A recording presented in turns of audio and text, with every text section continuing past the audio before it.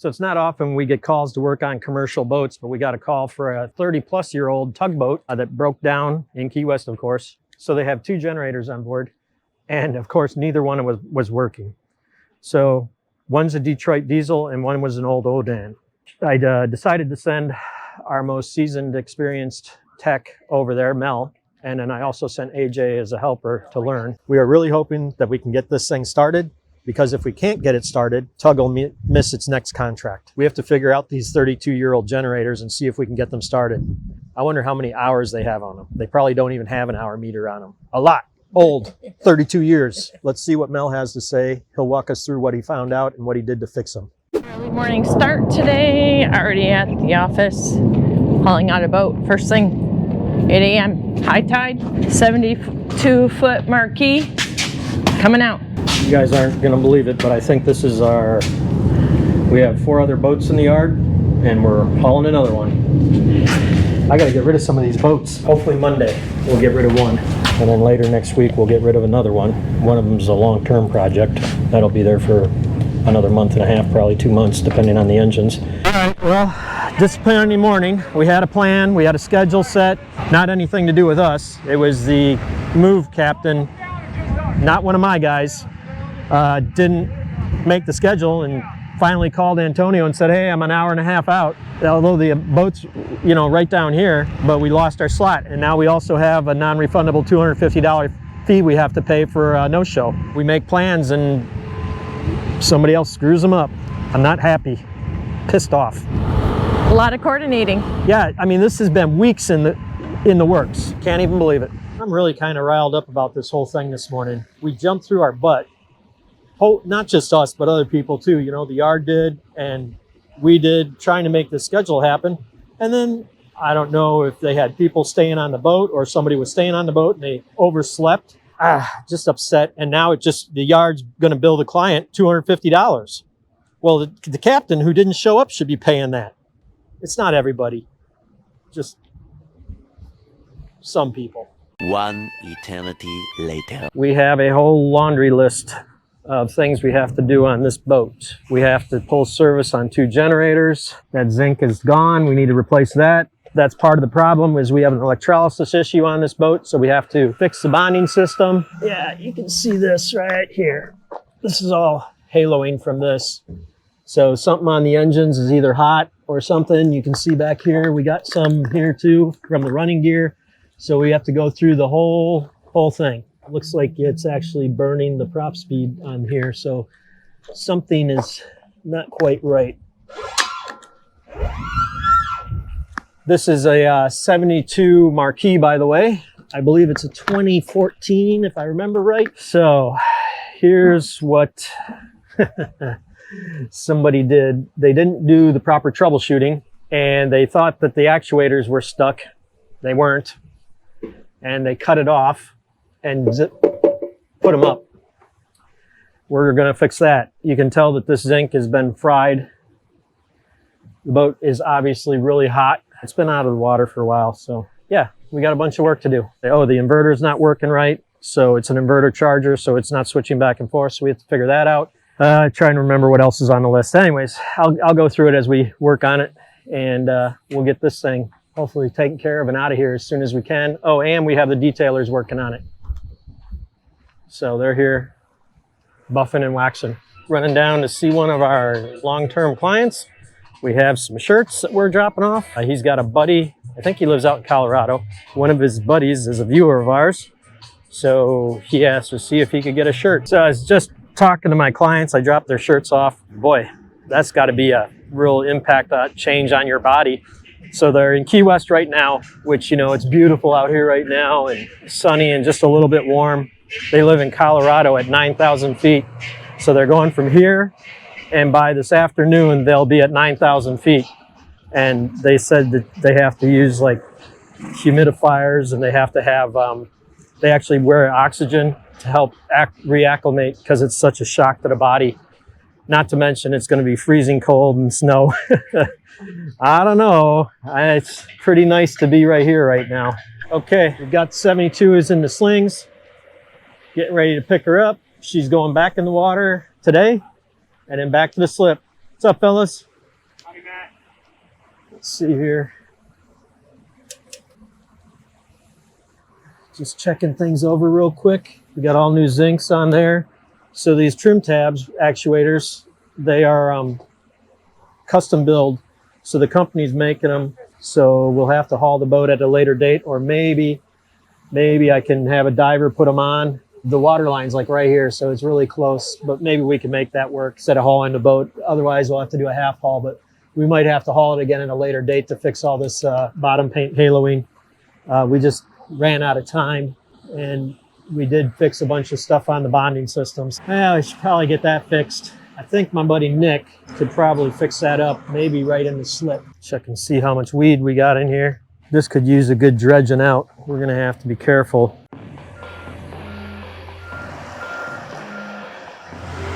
Ooh boy, look at that tire bulging. A little bit of weight back there in the back end, that's for sure. Not so much on the front. You be sure to subscribe, give us a thumbs up, and keep watching. Oh, geez. What a goat rope. Hey, look who's down here. What's going on, Joe? Oh, thanks, man. Seen you guys over here, so I was like, oh, drop This is our buddy from up in Summerlin. This is Joe. He owns Real Impact up there. You guys have heard me say before, Key West, the end of the world down here, that's what we say. And this is where boats go to die. If you don't believe me, here you go. This is what happens. All these boats just get abandoned down here. People move them down here and live on them for a while, and then they burn out and fade away. Leave them abandoned. The state comes in and hauls them out, and then hires a company to bust them up and throw them in dumpsters, and they get sent up the mainland, go in a landfill. I mean, that's a halfway decent looking haul on that still, but yep, there we go. They tear the engines out and use those for scrap. They'll tear that keel off. Yep, that's what happens. Let's get the generators going and then bleed the air conditioning pump if we need to. Then make sure that down there by the air conditioning pump, that plug you put in, make sure that's not leaking.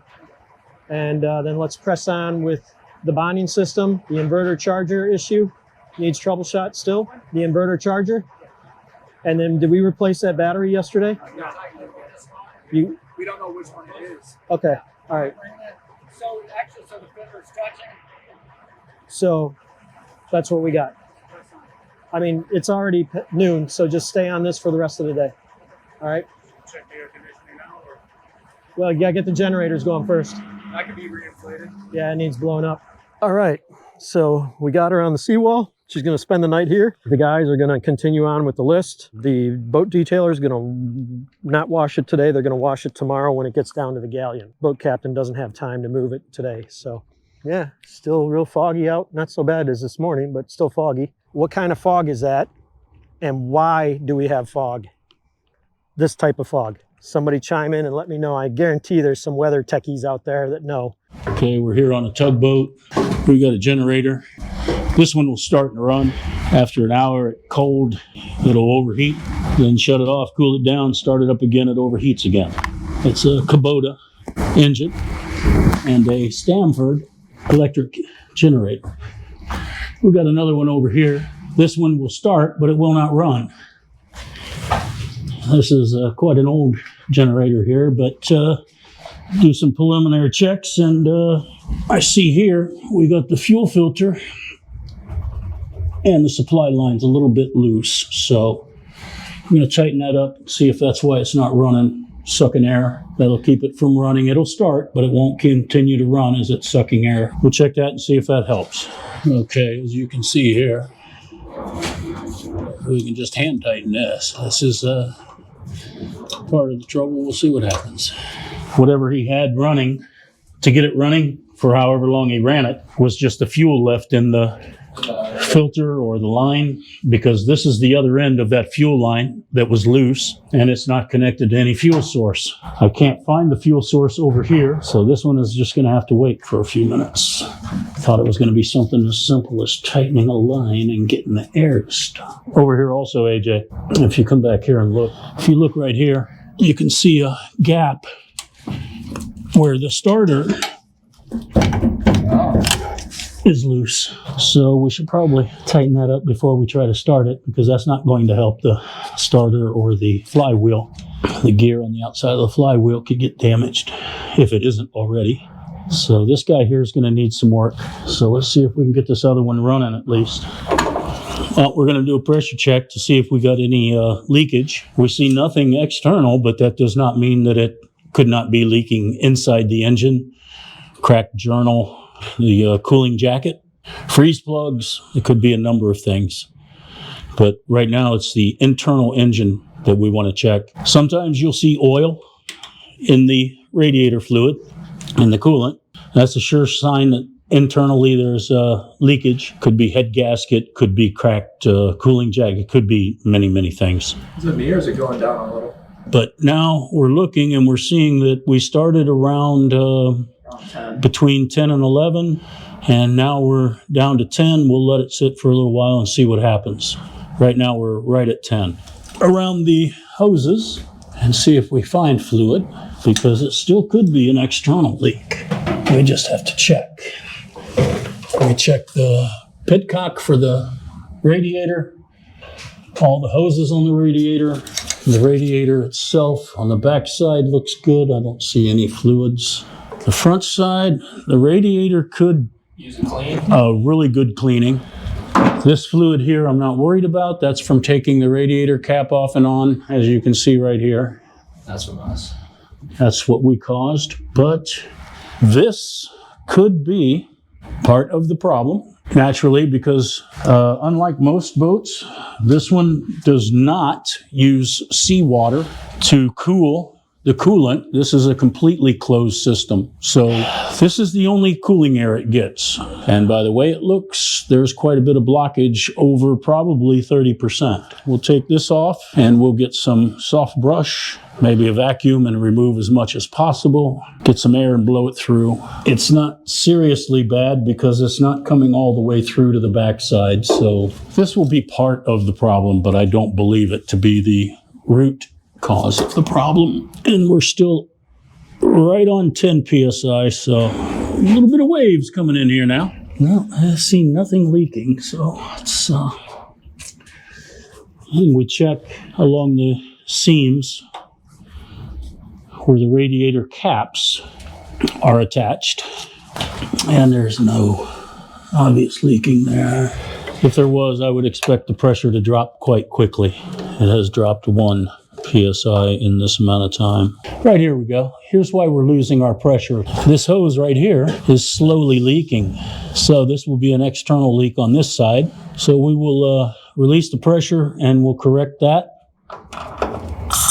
Okay, so we drained some of the coolant out so we could take this hose off and check the flange to make sure it's okay. You can look inside, you see no cracks. So we would just say that the hose was probably a little old.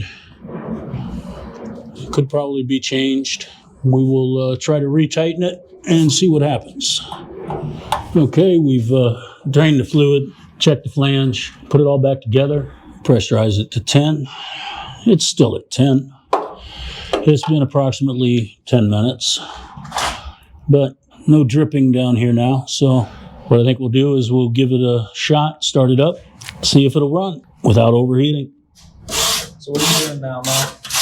I am cleaning the front of the fins See the difference? so that some air can get through it. This is a captive system, just like your car or your truck. Most boats use seawater. They'll have a heat exchanger. This radiator fluid will run through that heat exchanger to cool it. This boat does not have that. And these guys, they just took over this boat, so they're not sure what has been done, when it was done last. But this looks like it's been a while since this has been cleaned. And this is kind of important on these types of engines. And you want to be careful with these. You don't want to damage these fins. If you damage them, then you will actually block the air. Okay, we've cleaned as much as we can with the brush. Now, to give you an idea, that's the light on the back side shining through. So it's hard to see on the video, but I'm checking just to make sure that I do not have any more blockage, which I've checked and there isn't any. We're going to give it a try, see what happens. All right, we started the engine up, check it out. We see that while it's running, the alternator is kind of loose, and so I found this underneath the generator. It's the bolt for the bottom mount of the alternator. So all that was holding the alternator was this top bolt. Not what we want to do. Got a new bolt, we'll put that in. The belt for the alternator is not in such good shape, so we got to change that too. No, I just loosen it so I can get this bolt in the bottom, because they had adjusted the alternator with just this bolt, and that meant that they pulled the alternator this way on the bottom and to adjust the belt. You don't want to do the bolt on the backside, on the back of the alternator? Not possible to get the bolt in from the front. Is it not? So it doesn't make any difference really, but I was just thinking about for accessibility. I would rather have the bolt fall out the back than have it fall out the front into the fan. Okay, so we have put the new bolt in for the alternator and got it all tightened up. While we were doing that, we noticed that the drive belt was a little damaged. A little?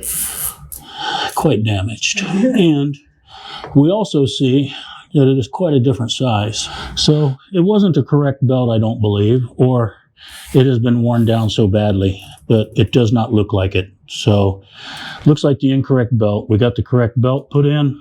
We're tightening everything up, and we're gonna start it up and see what happens. I don't know if you can hear me. This tachometer was not working because the alternator was not being held up correctly on the engine. Now that we tightened up the alternator, the tachometer is working fine. Sure what to think about that. I didn't show the boat because I don't want to be involved in that. It appears that the whole hull is delaminating. We stopped and looked at it, and you could actually I took a metal welding rod that was laying there, and you can shove it up all the way inside, and it's just like the whole keel is undone. I don't know. I guess you could call that boat a lemon too. It's not that old either. No, well, it's 6 years old. Did somebody ever hit something with that? I don't know. Could have been repeatedly beaching up at like Boca Grande, and getting off on the beach. They're not made for that. So who knows? Anyways, I feel bad for the owner because he's having to fight with some people from what we heard to try to get money out of it. All right, so I guess I have a new hobby. See, we live on the water on a shallow bay, great water views, and years ago, my brother was down like 6 years ago, and I don't know how this ever came to be, but my brother got a crab trap and some waders, and he was putting that crab trap out back in the water behind our house and catching blue crabs. And so for some reason, this all brought my wife, reminded her, and so she decided she's going to be a crabber. Luke McFadden, which if you look him up on YouTube, he's a big blue crabber up there in Chesapeake Bay. She bought waders, she bought a new crab pot, and just the other day she bought chicken necks. All three of those things, does that sound like anything that your wife, one of your guys' wife, would go in the water and do? Now some ladies, yes, but I don't think my lady. Anyway, so that means I'm now the crabber. And like I need anything else to do. I don't even have enough time to go fishing, and now I have to go crabbing. Well, I guess my new hobby is starting today. I don't know if it's my hobby. I think it's more somebody else's hobby, but it involves me doing all the work. But you eat the crabs. You like the crabs, right? Yeah. Oh, wow, that's kind of stingy, isn't it? I figure you'll have me checking it tomorrow. Okay, well, apparently I'm not a crabber. Matt just said these orange ones are the escape ones. Whoa, sexy. Mm-hmm. Yeah, what's going to eat on those crabs? Oh, snappers, all kinds of things. Okay. Grouper. These waders might come in handy too, fishing. Right now, you don't want to get cold when it's 60 degrees, the water. Yeah. You're going to be eating good. We'll see. We got to catch something first. Well, we saw Key West Waterman. He was catching all kinds. Yep. Are you glad you put your waders on? Yeah, the water's cold. It is cold. I know. I got it up to my knees too. All right. Well, we'll let it sit overnight. We'll check it again tomorrow. See what happens. Let's see what we get. Tomorrow might be too soon, no? I don't know. We'll see. We'll see. Let's go see what I got going on. I don't know if we'll get anything. It's pretty cold. I don't know how that affects the crabs. The tide's a little higher than it was the other day. Here's my string. Here's my crab pot. Well, there you go. Got a crab right there. God dang it, I had him. Oh, bastard trying to bite me. Well, my crab escaped through one of the release holes, so we know he's too small.